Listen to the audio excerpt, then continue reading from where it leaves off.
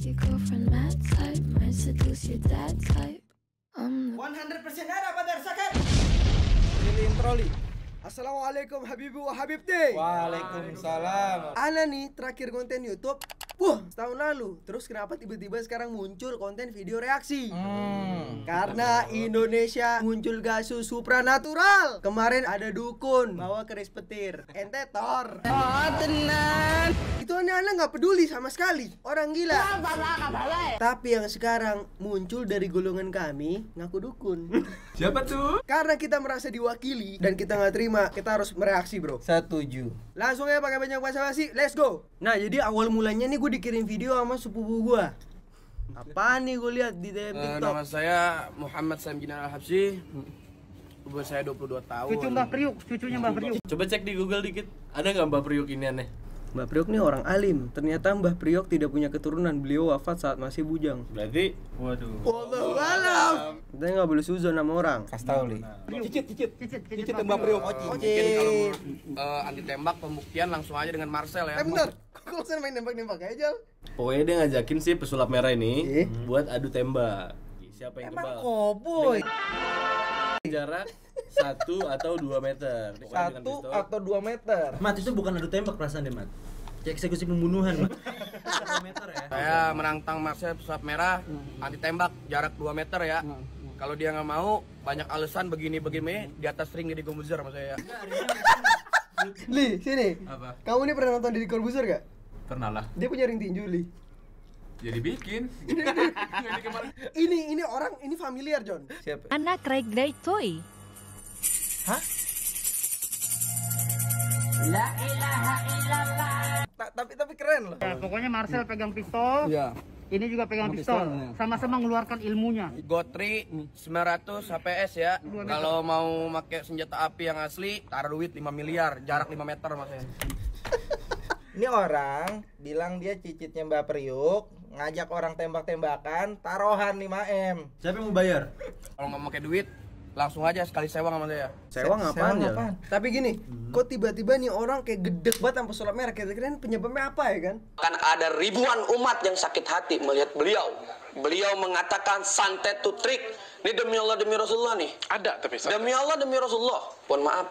Tunggu 45 menit. Mati ntar orang bendera kuning aja kodenya. Gue tuh rada ngenes dengernya pas demi Allah, demi Rasulullah. Ketika santet, itu meminta tolong kepada Iblis, Jal. Jin. Gak mungkin ente minta tolong sama Allah buat ngebunuh pesulap merah dalam waktu 45 menit. 45 menit. Dominus kan 30 menit pengantaran. Gini dah, ente lihat sekarang penampilan Nana, KZKG. Ilmu nggak ada. Tapi Ana tahu kalau kita udah bersekutu dengan jin, itu haram. Kun fayakun terjadi.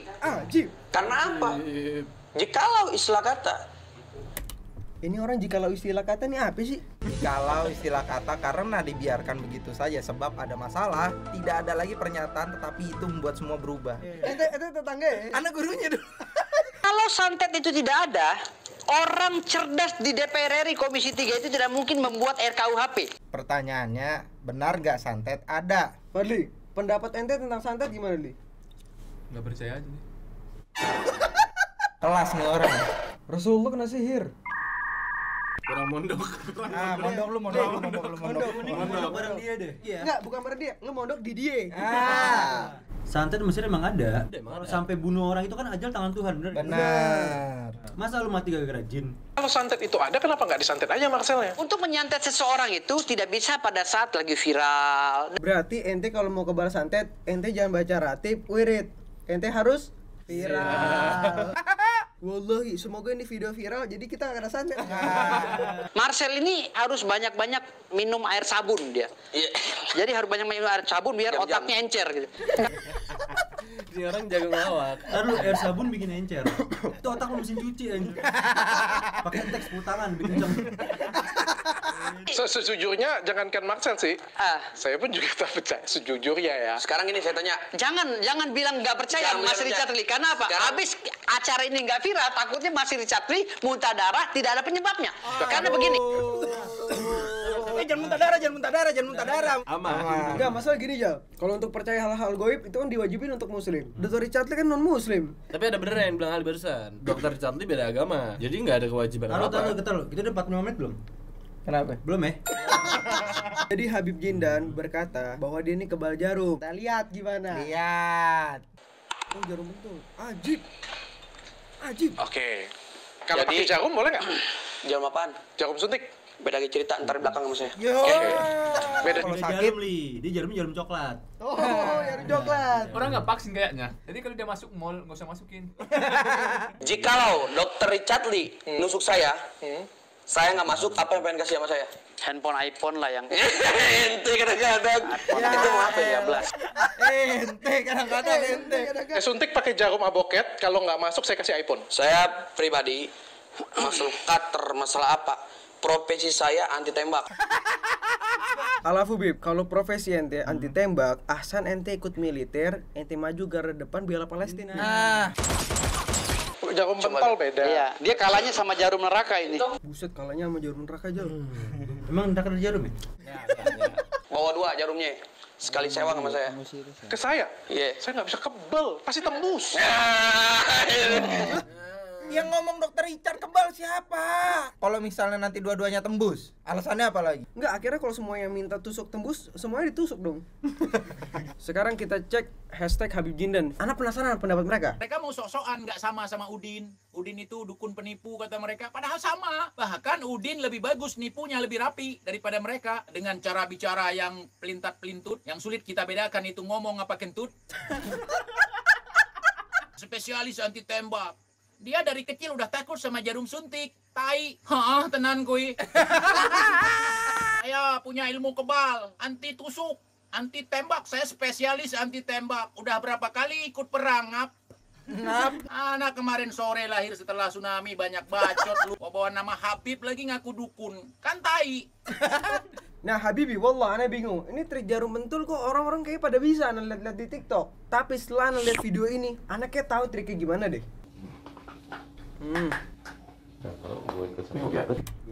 Nah, ente lihat Jal, ini abis ditusuk jarum, ini ada bekas lurusnya di sini. Itu dibengoknya ke atas tuh. Lihat tuh. Dibengoknya ke atas tuh. Setelah lihat video ini, anak punya hipotesis kalau itu tuh sebenarnya trik. Gimana hipotesis bisa menjadi fakta? Oke. Harus ada uji coba. Betul. Betul. Jarum. Masuk tuh, masuk. Masuk ya jarum ya. Masuk. Bengkokin, tekan. Mukanya berminyak. Tekan. Masuk nih. Masuk. Masuk. Persis, bekasnya tuh. Ente kebal juga deh, denger. Apa? Anak kiri kanan. Ya. Bengkok. Semua orang juga bisa kayak gitu. Untuk para laki-laki, ada izin pamit ya. Apa deskripsi Jal? Oh iya, Mat, ente skripsi dulu, Mat. Jikalau kita meramal seorang itu, kan itu kan ada bisikan jin korin dan ada bisikan Allah. Bisikan Allah. Kiki Jal. Nabi bukan, Rasul bukan. Awal kita nanggapin Habib Jindan nih sebagai entertain. Betul. Tontonan publik. Tapi kalau ente udah bilang ente nih dibisikin sama jin korin dan Tuhan kita nih. Ente namanya offside. Keren nih orang, keren. Mulia banget kok. Tapi ada yang aneh nih. Ente pernah denger nggak? Apa? Orang ngasih makan jin. Kok bisa? Berarti bisa ngelihat jin. Nenek saya tuh yang ngajarin ngaji jin. Habib Jindan bisa ngelihat jin? Saya pribadi nih, saya cucunya. Saya ngantri makannya. Ke jin. Saya ke jin langsung ngantri makan tuh.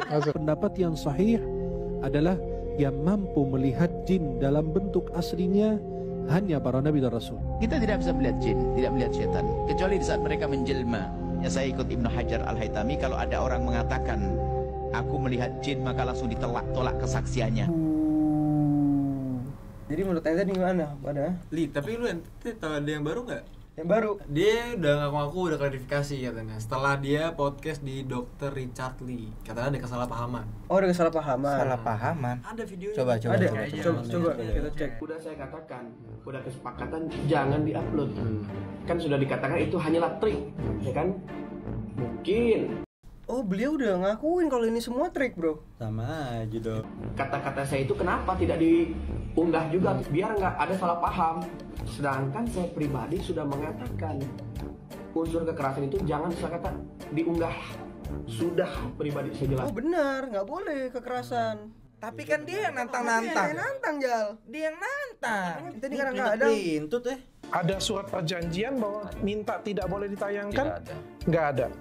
Nggak ada dengan kalian, nggak ada? Tidak ada. Nggak ada ya. Dan sebenarnya saya punya rekaman suara bahwa beliau bersedia untuk ditayangkan. Dokter Richard nih nggak salah lah, jelas dong dia bikin interview. Jadi kesimpulan yang kita dapat apa nih? Oke, pertama Habib Jindan ini muncul ke publik bersama pengacaranya Abang Rege. Beliau menantang pesulap merah Marcel karena nggak terima. Beliau bilang Marcel mengatakan kalau Marcel tidak percaya santet. Nantang Marcel karena nggak terima dengan Marcel.